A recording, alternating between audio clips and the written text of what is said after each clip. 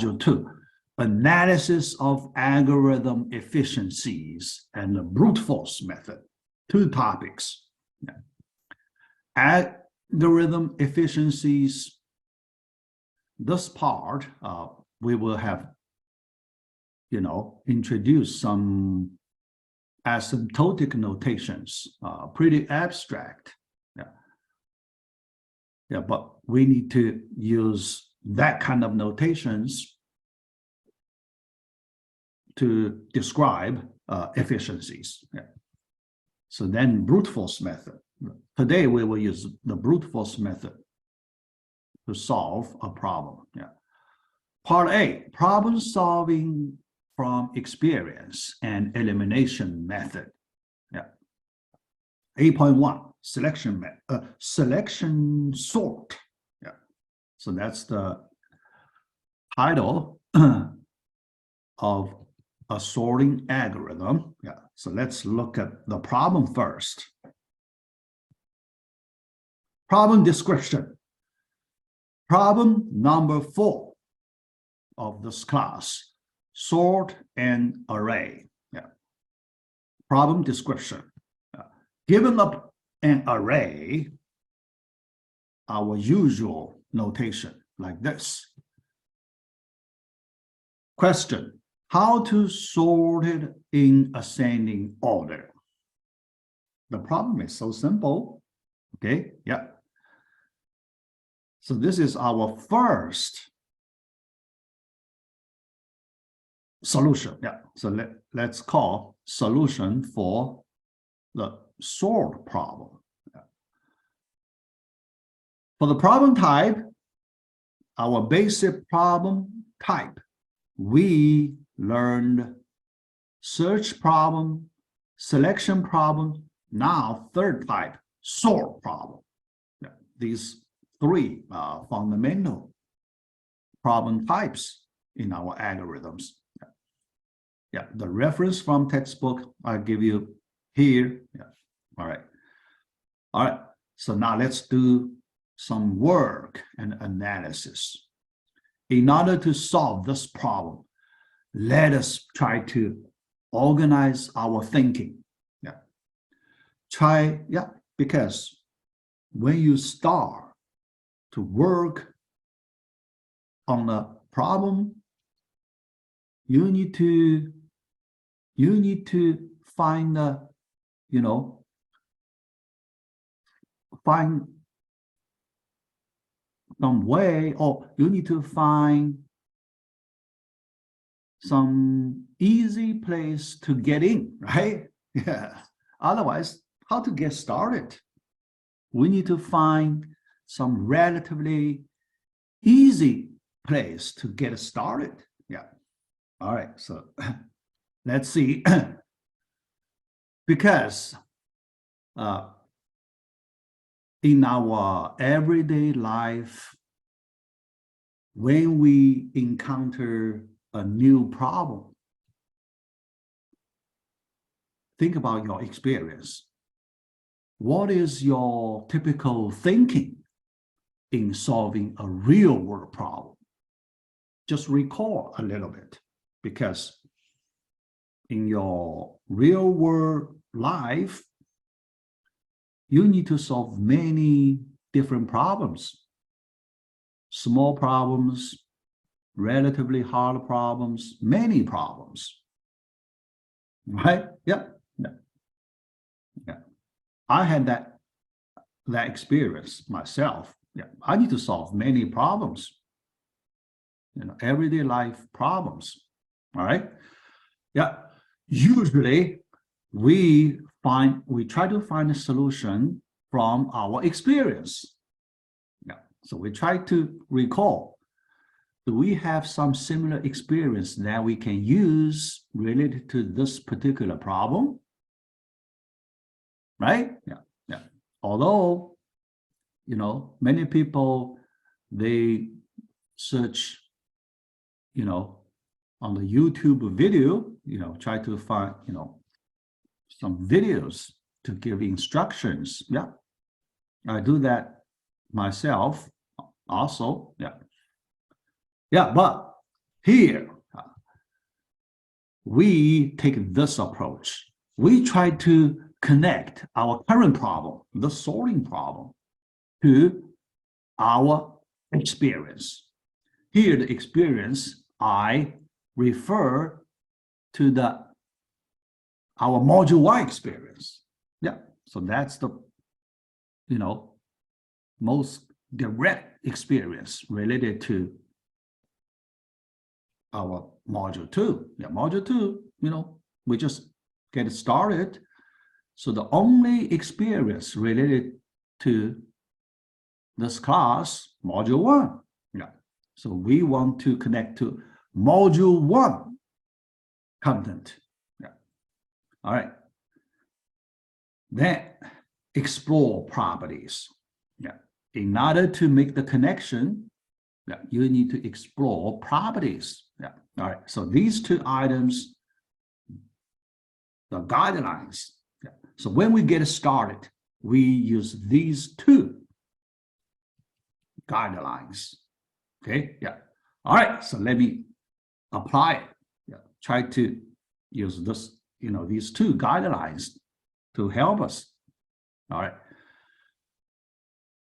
Then another commonly used thinking method, backward thinking. All right, so that's, very, it's a commonly used thinking method in our daily life. Also, backward thinking. Yeah. So here, how do we shape, how do we, elaborate this backward thinking in this way? Yeah. Because look at the goal. So what is goal? This is the goal, right? Yeah. Sort the given array in ascending order. This is the goal. Okay. All right. The backward thinking tells us our starting point. We start from our goal. How about that? All right. And we do backward thinking, going backward. That's the backward thinking. Yeah. So we make the goal as our starting point. So what do you mean, starting point? We assume we have already sorted the given array. The given array is already in ascending order. Okay, that becomes our starting point. Yeah.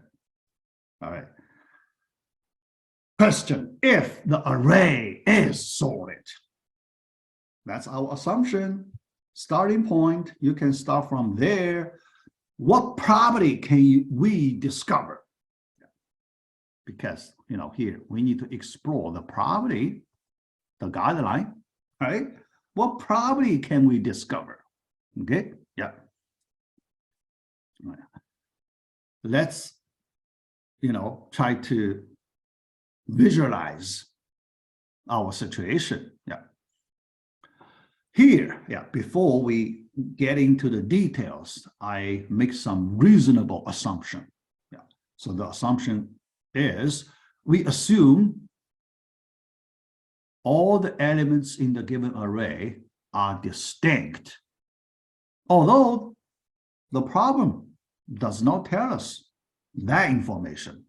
That means the elements usually they are not distinct. Okay, we allow duplicate elements. Okay, yeah. But why here we can add some extra non-existent extra assumption for convenience. First, in our discussion, if the elements are distinct, then we do not say a lot of words related to element values, right? Yeah. But the problem is, this assumption, does it cause any problem? No, it does not cause any problem. Because Let's think in this way. First, we solve the problem under this assumption. Okay, yeah, that's our first step. Second, after we solve it, then can we remove this assumption? Right? Yeah. After we find a relatively easier solution for this assumption, then we can remove this assumption. In our, programming. So when we need to write the code, implement this algorithm, we can remove this assumption. All right, we allow duplicate elements.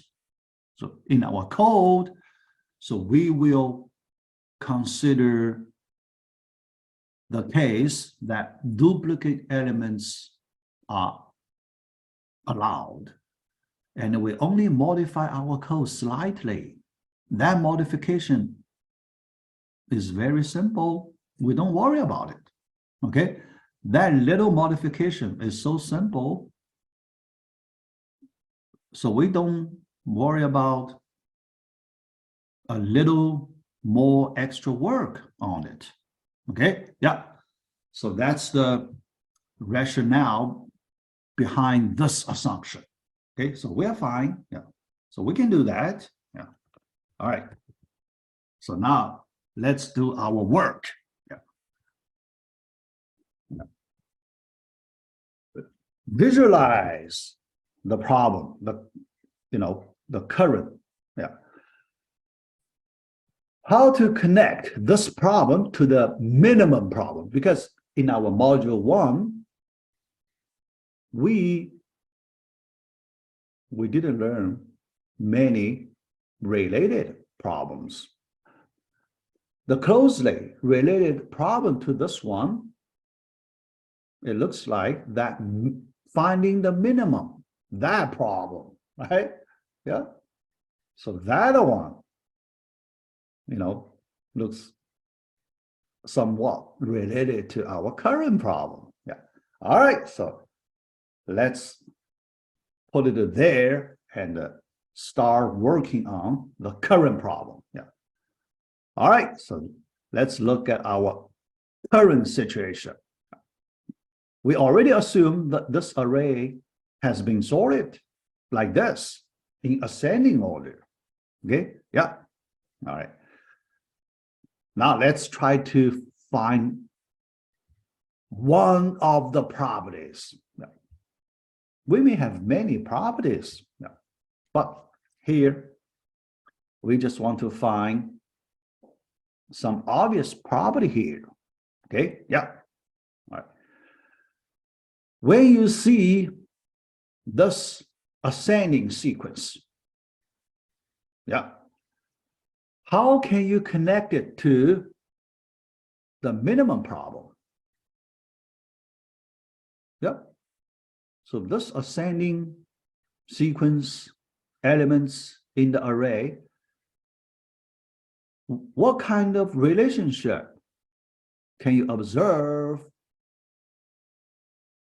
connecting to the minimum problem? Yep. So which element is the minimum, right? Yeah, first, which element is the minimum? The first one, right? That is very obvious. The first one is the minimum. Yeah. Or can you think in another way? All right. Can you think, because it is obvious that the first one is the minimum. Yeah. All right. So here, assumption. Yeah. Based on the given assumption. Yeah. Yeah. First one is the minimum. All right, yeah, so that is our first observation. Okay, all right. Then, can you reorganize this sentence to make your thinking in different angle? Change the angle, change the view of your thinking. Yeah, that's another commonly used way in our logic thinking. In our logical thinking, change our view. Here, let me rewrite the sentence. The same meaning, but after I rewrite it, I change my view on it. All right, so let's write this way, okay? The minimum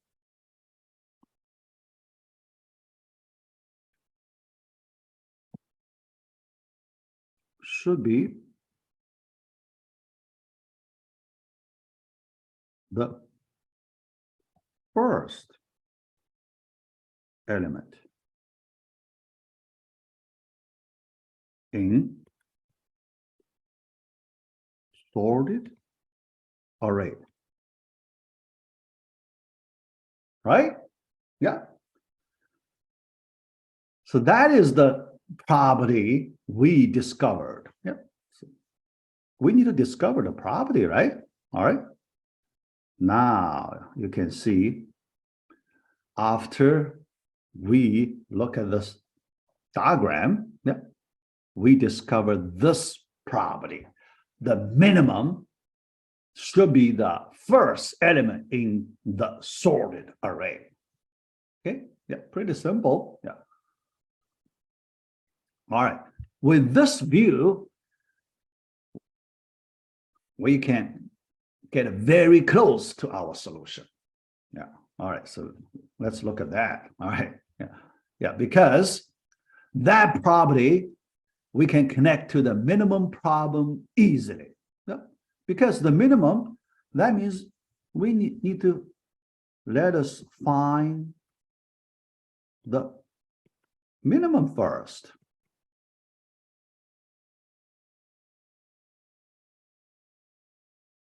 Let's find the minimum first, okay? And we know how to find it from our previous minimum problem, okay? Yeah. After we find a minimum, we know that element must be the first one in the destination sorted array. How about that? Okay, yeah. So let's assume the first time when we work on the given array, we find the minimum of that array, and that element, we assign it to A0. A0, that is the first element in our destination sorted array. How about that? That connection, that kind of natural connection, right? Yep. So you can see we get the first element of the sorted array. That's the first step. All right. Yes. Okay. Some progress. Yeah. Here, I like to introduce a concept called the in-place concept. In-place concept. Yeah. That's, you just understand this concept from our natural language, in place, something in place. Yeah. Same meaning in our natural language understanding. Yeah. But later, you will see we have another meaning of in place. Yeah, that will be different. That will be different from our natural language understanding. And then this one, yeah, we just use our natural language understanding. Yeah, here, because that A0, the minimum, we put it as the first element in our destination array. We call it, we put it in place. We put that element in place, in its right position in the final sorted array, in place concept. That's simple. All right, yep. So here, the element is placed at the position when the array is sorted. Okay, in the right position when the array is sorted. That meaning. Okay, yeah. So with this concept, then we can say the first time when we apply the minimum problem solution, yeah, we can put a one element in place. How about that? That's the conclusion. Okay, yeah. All right. After that, then elimination method. Yeah. We used that elimination method last time, right? Yeah. Think about, yeah, I talked about elimination method last time. Okay, yeah. Here, let us use the elimination method another time. Yeah. All right. How to use this elimination method? Which element we should eliminate? The first one, A0, because A0 is already in place, right? Then we don't worry about A0, okay? It's done. A0, it is in its right position. It is done. Why we need to look at it anymore? Why we need to touch it? We don't need to touch it anymore, right? Yeah, we can forget about it, right? A0. In other words, we can eliminate it from our consideration. Yes, here we apply the we apply the elimination method in this way. We just eliminate A0 from our consideration. So we can reduce the problem size. The problem size is reduced by 1. Okay, yeah, all right. So here, next round, we exclude A0. So our next round processing, the first round processing, we include A0. But our second round processing, let us take away that A0 and only consider the remaining elements in the array. All right. Can we apply the minimum solution another time, second time? And the second time, we can also find the minimum, right? That minimum, we assign it as A1 in our destination array. How about that? Destination array, A1. The next element that is in place, right? A1 is also in place. Okay, yeah, yeah. So here you can see with this consideration, yeah, we get this conclusion. In each round, we place one element in place. Each round, we scan our current subarray, yeah, because the array to be processed is shrinking, okay? Every round, its size is reduced by 1, okay? When we start, we work on the whole array, the size is n. After the first round processing, we scan the elements from left to right, and we apply the minimum solution on it, and then we get a minimum, and we make the first element in place. After that, we eliminate that first element in place, and we look at the remaining n-1 elements and apply the minimum solution another time and put the second element in place, and so on. Okay, yeah. Next round, another round, until we complete, or until we place all the elements in place. How about that? Yeah, because our goal, put all elements in place. Yeah. Here, so we have another obvious observation. Okay, so that is when all elements are in place. Okay. The array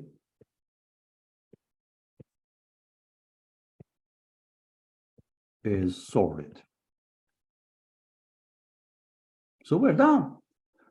When we put all the elements in the given array in place, we complete the sorting. That simple. Okay. Yeah. So we're done.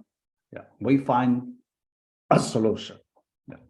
So that's the whole procedure. That's the whole idea. Okay. Yeah. All right. Yeah. Here you can see in this discussion, you can see how many items we have learned. Yeah. First, learning from our experience. Yeah. Yeah. Then we try to explore properties by observing the current situation in our problem. Yeah. All right. Yeah. And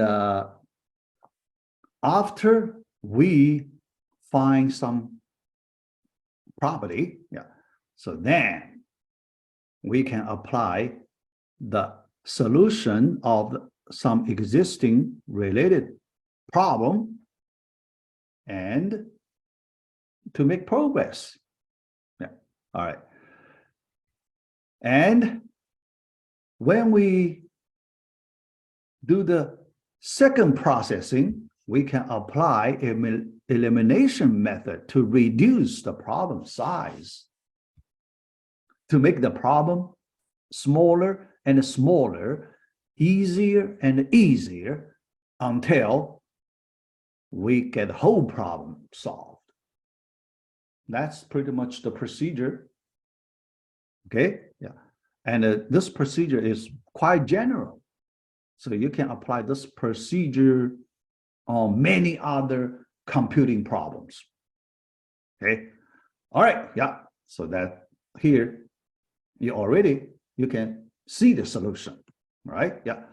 Next. All right. So let's do some further discussion. Question: how to make all elements in place? Yeah.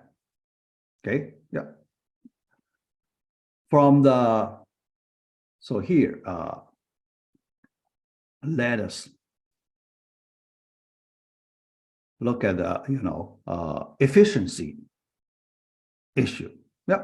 Because after we solve the problem, we need to know how many comparisons do we need, right? Yeah.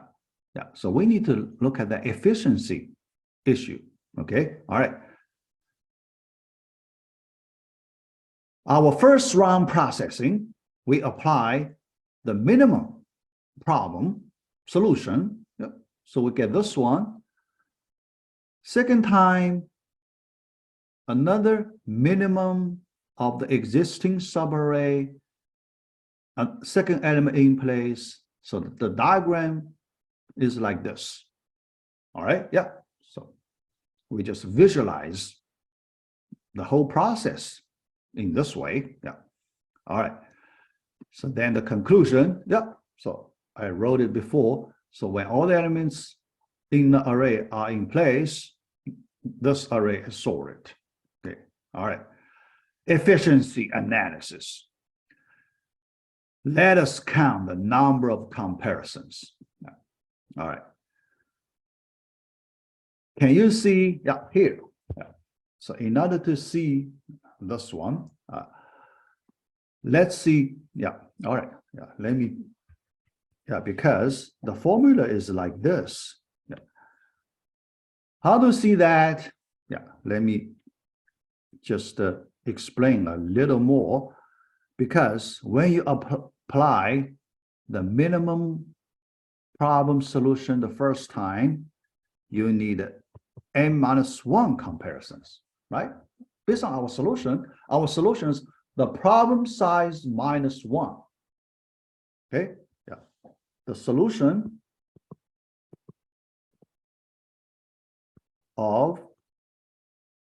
the minimum problem.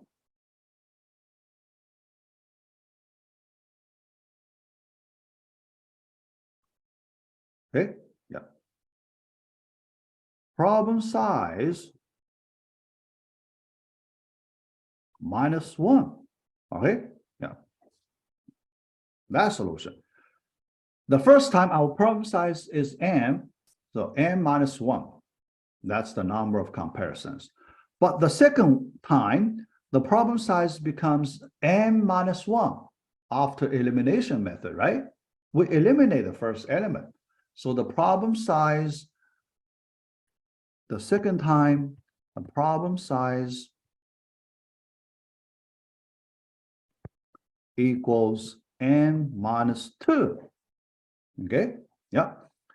So the problem size, problem size n minus 1, right? Yeah, problem size, the number of elements after one element elimination, n minus 1, but the number of comparisons, the problem size -1, so that is n minus 2, and so on, n minus 3.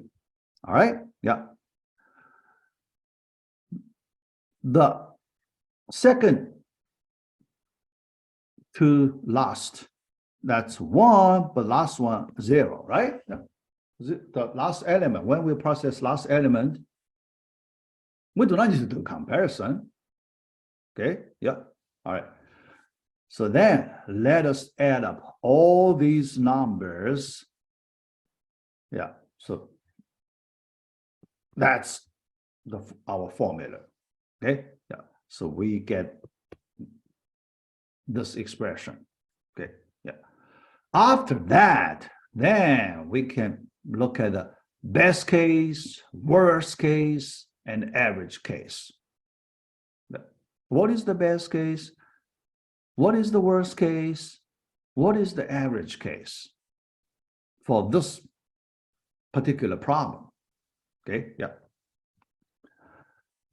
It's pretty easy. The answer is pretty easy. So you can try yourself first. Yeah. All right. Here, I like to discuss, or we try to do a summary on this elimination method. Yeah.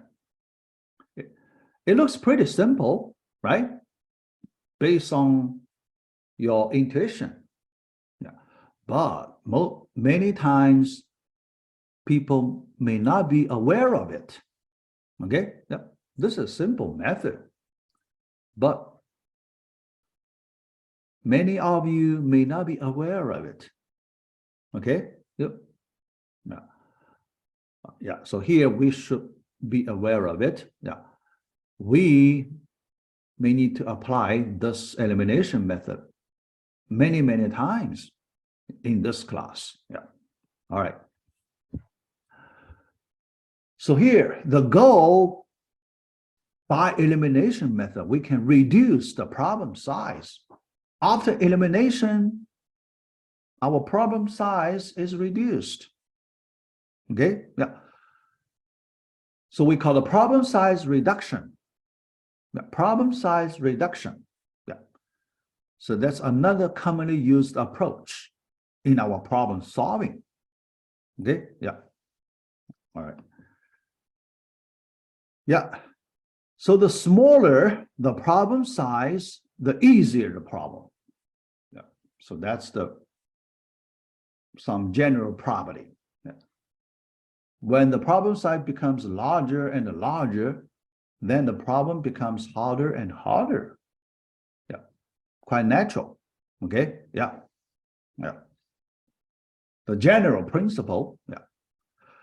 But although here we treat this sentence as the general principle, it does not mean there is no exception, right? Think about that. There must be some exception. Now, although we have the general principle, that means that principle works most of the time for the ordinary situation. But we may have some exceptional, special situation. The principle may not work. So we allow that happen. All right, we allow that happen. Here, I like to give you an example. Yeah. The example we learned last time. Example. Last time. Okay, yeah. Last time we evaluate monomial, right? Evaluate monomial, let's say P of X equals X to the nth power. The monomial, right? Yeah. And here in this special question, what is the problem size? Okay, the problem size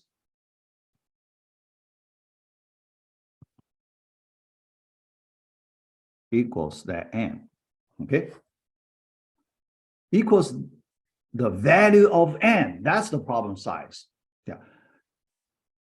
The meaning here, it's different from our array case. Our array case, problem size, yeah, so here, array case.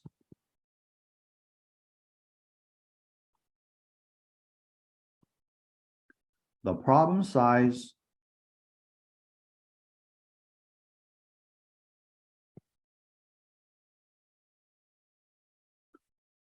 equals, yeah, so let me write right here, equals the number of elements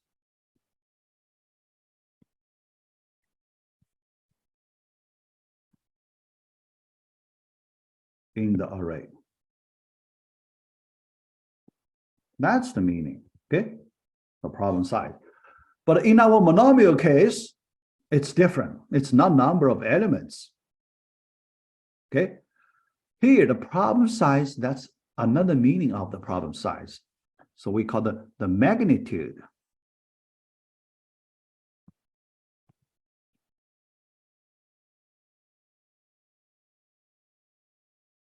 Magnitude of n. Okay? The value of n. Yeah, so that's another interpretation of the problem size. Yeah. And in this example, then that's the exceptional case. Yep. Because it may not be the larger the problem size, the easier the problem. Why? Because we consider when n equals the power of 2, then we do repeated squaring, then the problem very easy to solve, right? And the 2 to the kth power, we can get the size very large, right? Even when the size is large, the problem still pretty easy to solve, right? Yeah. But in that case, we can treat that example, that's the exception. Exceptional case. Okay, yeah. Yeah. So when we talk about some principle, yeah, principle, that means we can apply that principle in general. How about that? So we apply this principle in general, okay?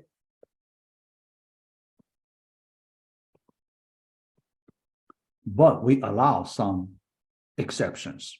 Yeah, we allow some exceptions. All right, yeah, okay, yeah. All right, so another thing, when some elements do not change the outcome, they can be eliminated from the consideration. Yeah. So that's the way how we implement the elimination method. Yeah. So that's the way we implement the elimination, yeah, method. Implementation.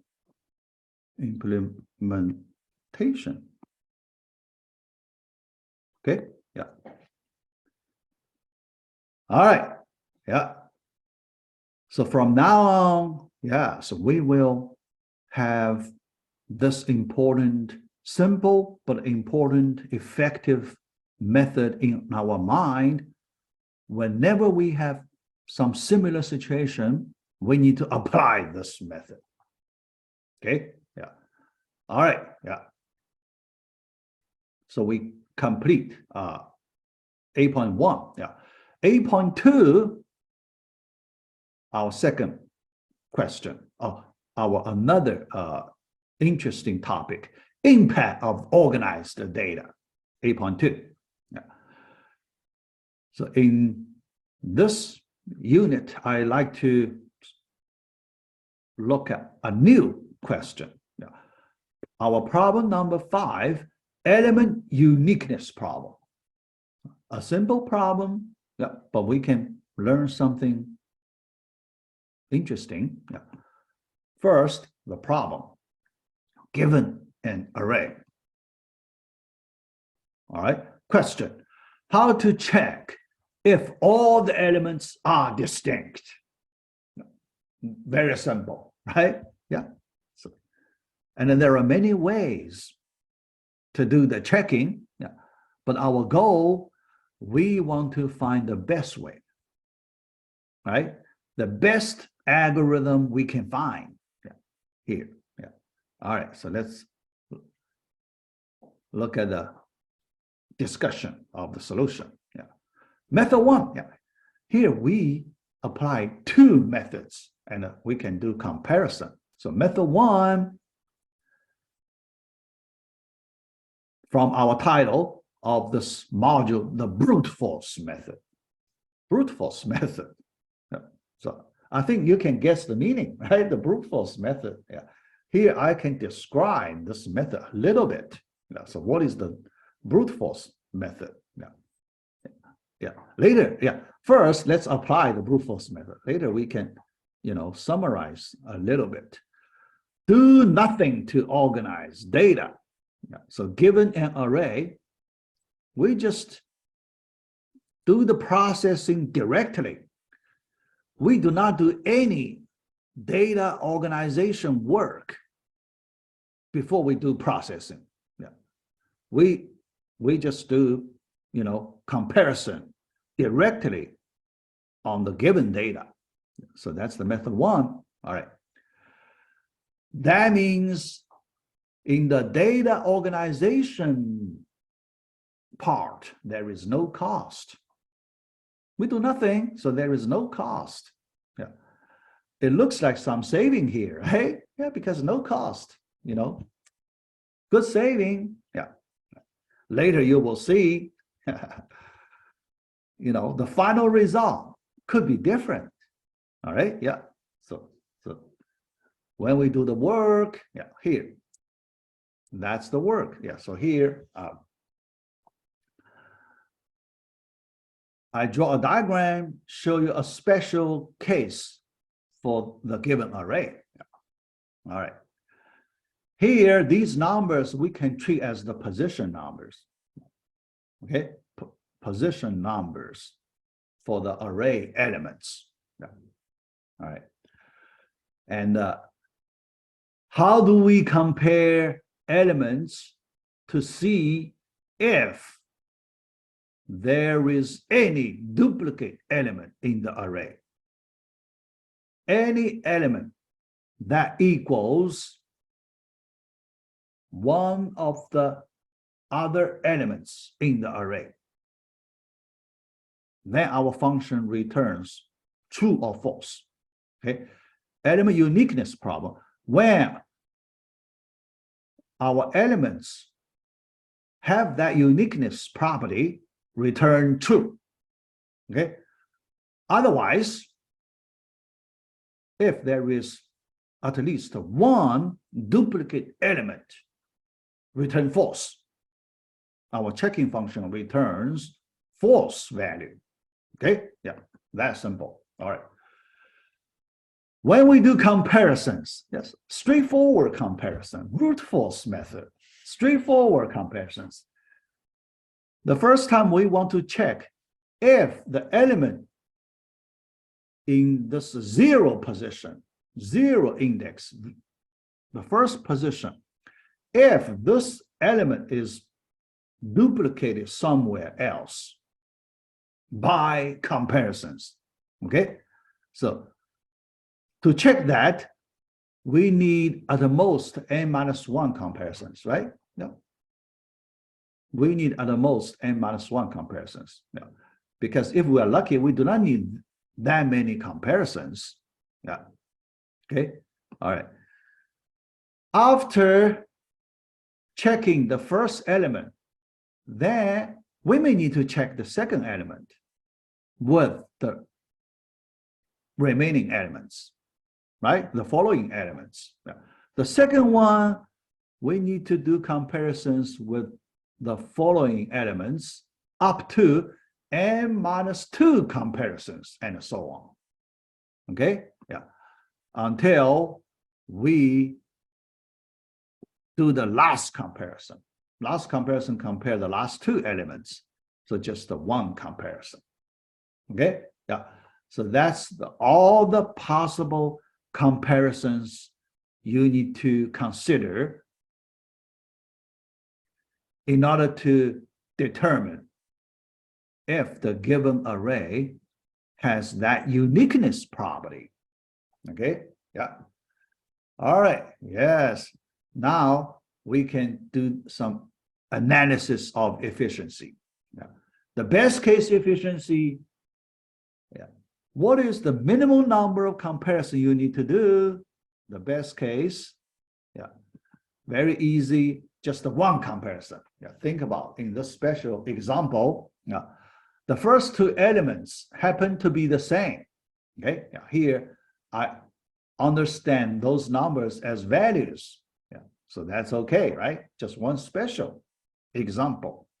0 equals 0. The first two elements happen to be the same. So after your first comparison, you can return true or false. False, right? Yeah. Uniqueness. Yeah. Because if all the elements are unique, then your checking function returns true. Otherwise, false. Here, not unique, right? The first element is not unique. So your checking function returns false. Yeah.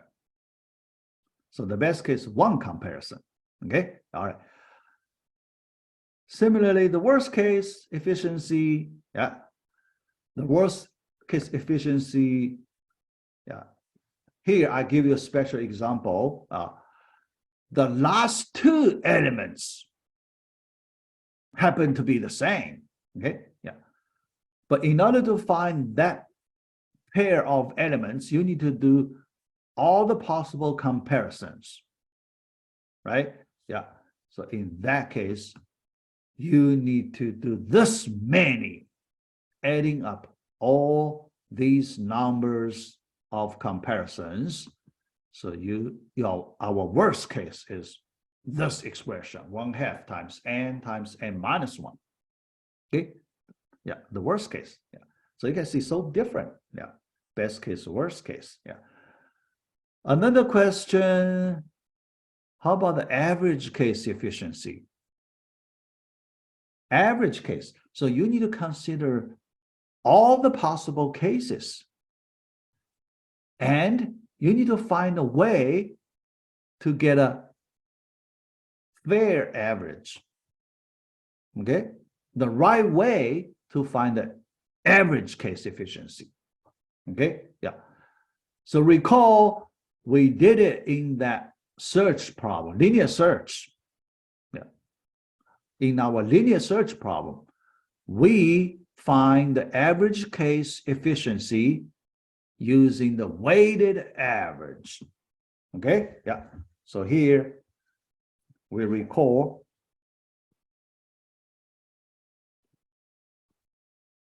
the linear search problem.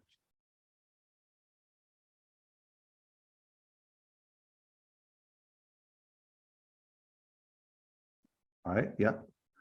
And there we use the weighted average.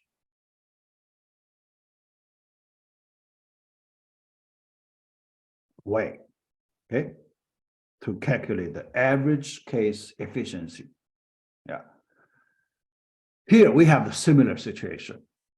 Okay, here we have the similar situation. Yeah.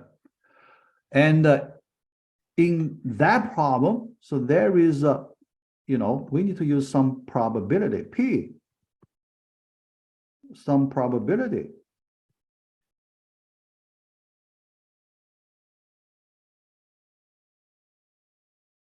Okay, yeah. And here we have the similar situation. We also need some P for certain probability. Okay, yeah, yeah. The probability for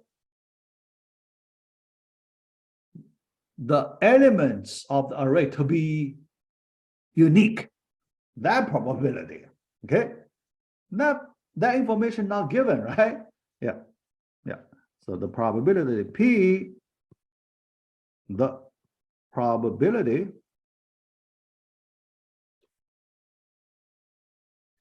for the elements in the given array to be unique.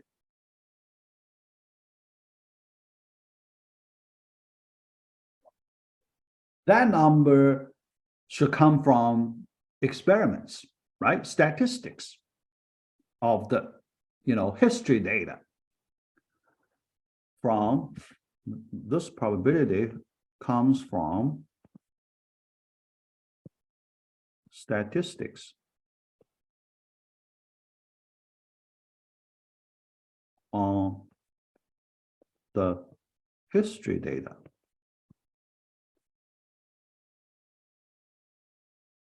Okay, yeah. So we don't know that number. Here, in the general situation, we don't know that probability P, but in the real world application, you have a lot of history information, so you should have that history data. So you can do statistics, so you can, get some approximate probability number, so you can use in order to calculate this average case efficiency. All right, yeah, here, I just do some review. Yeah, all right. Then, this is the first method, first solution, now, using the brute force method, okay? Yeah, here you can see when we apply this brute force method, we do not use any special technique, right? We just do straightforward comparisons.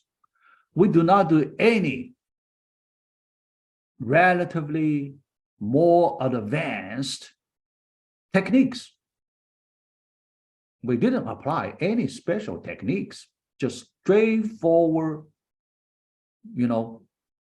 based on our intuition, we do straightforward solution, brute force method, okay?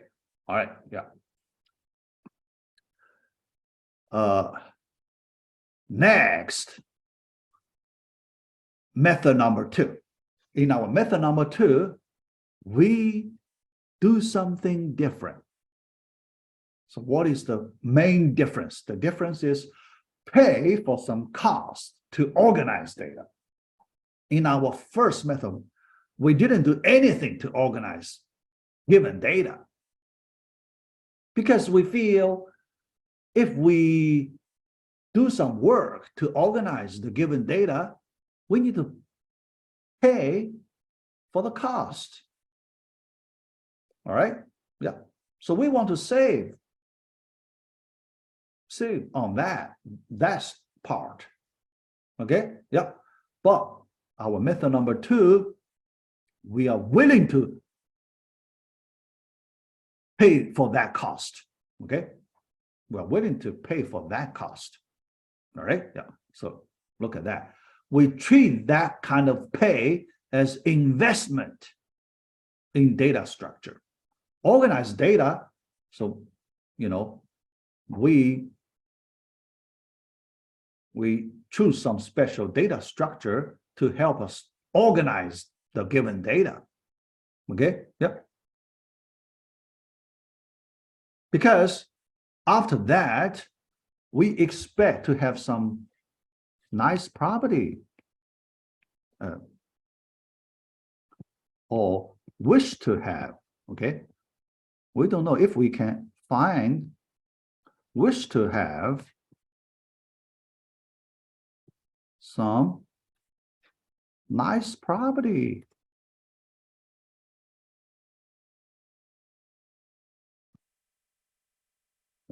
We know this kind of nice property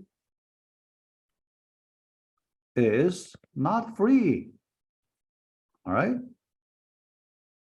You need to pay for it. It's not free, okay? But we treat that pay as investment, okay? Yeah. Because we need to get some reward back for that pay, okay? Yeah. Yeah. All right, so let's look at the details of this method.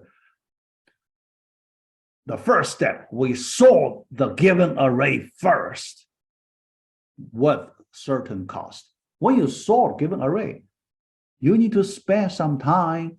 You need to do certain number of comparisons, actually large number of comparisons when you have many elements. So the pay is pretty big, all right? Yeah, not cheap, you know, not cheap, usually pretty expensive. So that cost relatively high, okay? All right, yeah. So here, I like to give you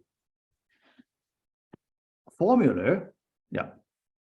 Sorting an element, we later we will learn many sorting algorithms. Here, I just take the result, okay? Yeah.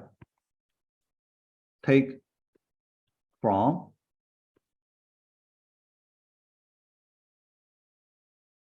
later result, okay? Later result.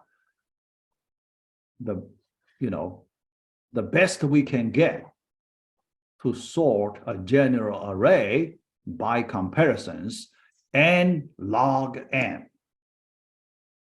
N log n, we know approximately, okay?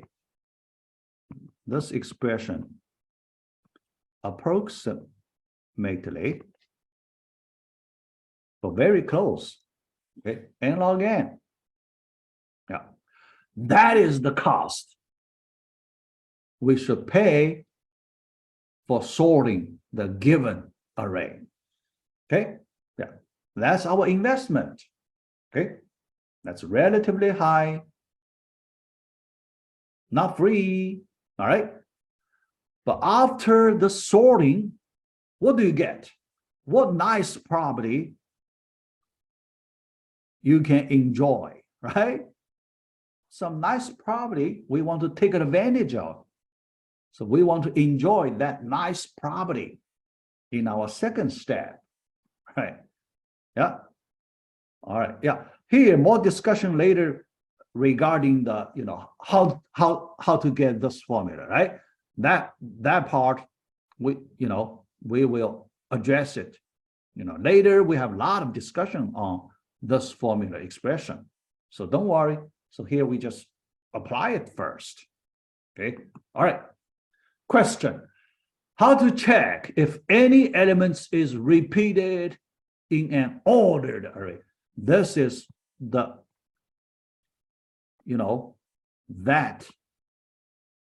that nice property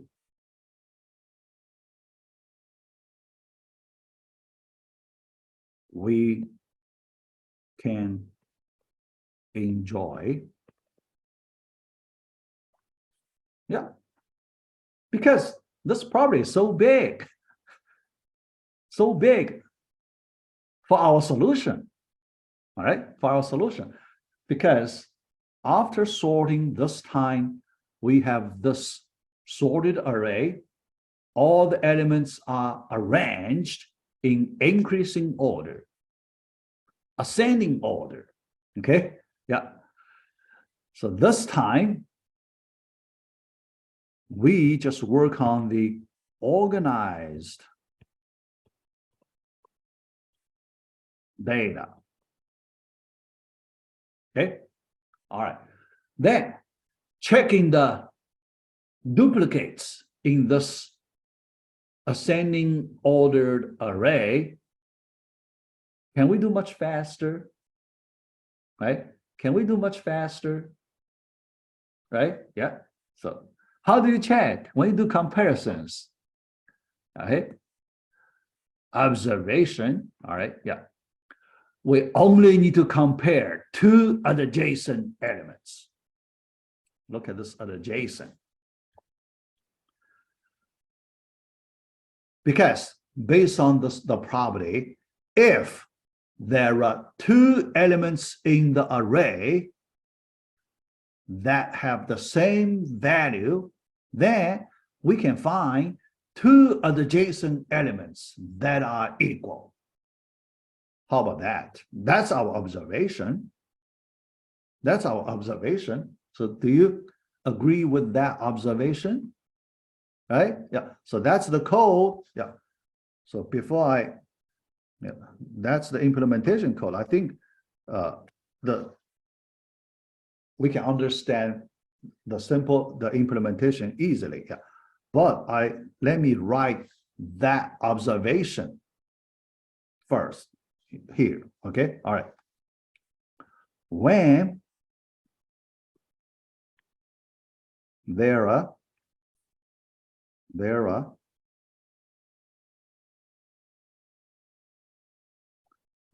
two elements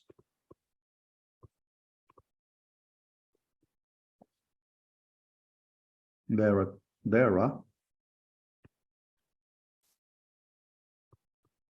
two elements with the same value. Okay, yeah. We can find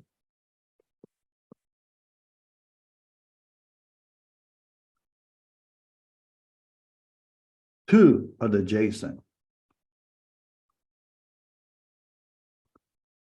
elements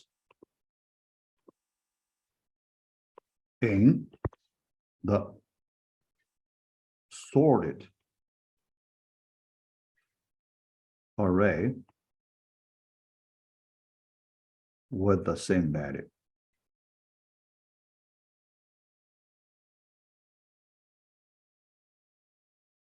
Okay, yeah.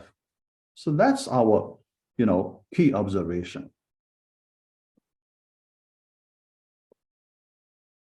Okay, yeah.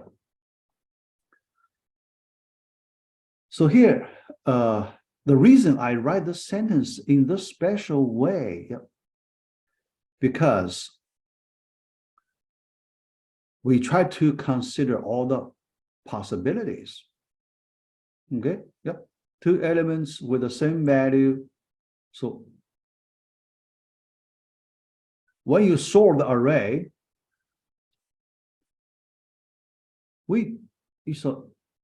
it's not necessary that these two values are adjacent. We do not say that. We do not say that these two elements should be adjacent. We do not say that. Okay. We just say we can find at least two elements with the same value, but they are adjacent. All right. Yeah. So we try to, make our statement rigorous. Okay. Rigorous. Yeah. All right. Yeah. Here, the answer. Yeah. So if you only do the comparison on adjacent elements, then the number of comparisons should be much smaller than before, right? Yeah. Here, the implementation And the solution here, yeah. So here I wrote the solution, yeah, but this number is covered. That number is n-1 comparison.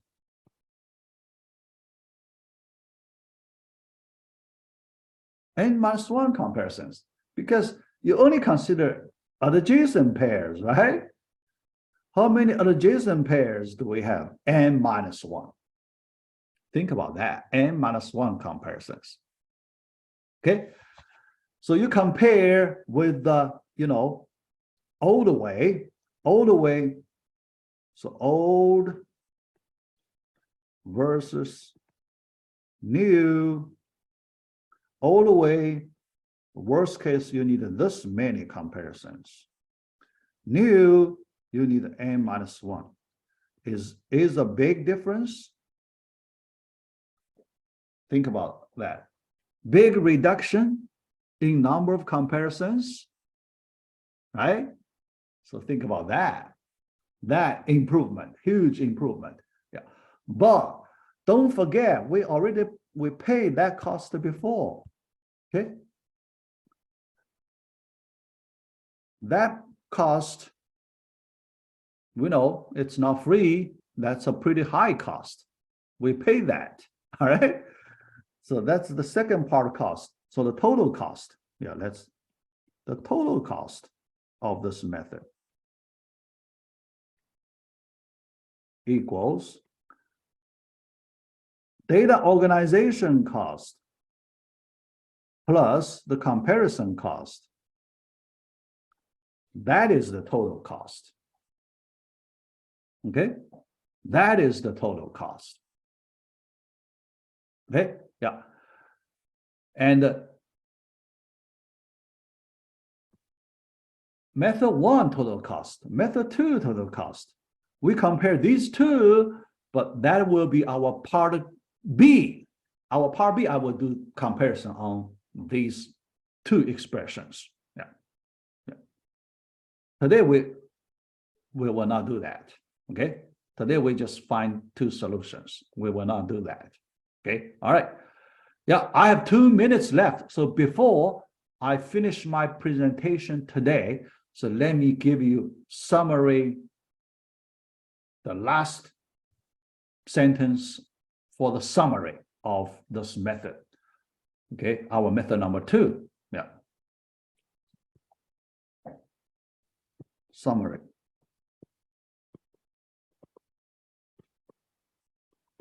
Okay. All right. To get a better solution,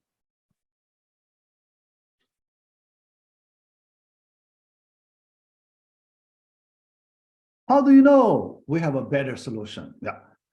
So in our part B, we will do comparison. So you will see our method 2 is better than method 1. Okay. Method 2 is much better than method 1. Yeah. So here, the conclusion, the summary, to get a better solution, what we did to get better solution. Okay. We change the global comparison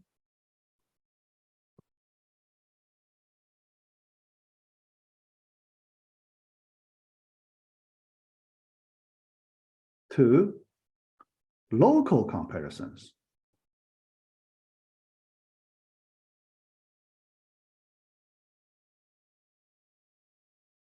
Right? Global comparisons. Yep. So method 1, we need to compare any two elements in the array globally. Okay? Globally. So the locations of those two elements could be anywhere in the array. So that's the global type comparison. But here, we only do two adjacent comparison. Adjacent, we treat as the local way, right? Adjacent means local. How about that? Okay. That kind of change can help us reduce the number of comparisons greatly, big time. Okay. in big time, right? Yeah. All right, that's it. Yeah. So let me finish my presentation right here.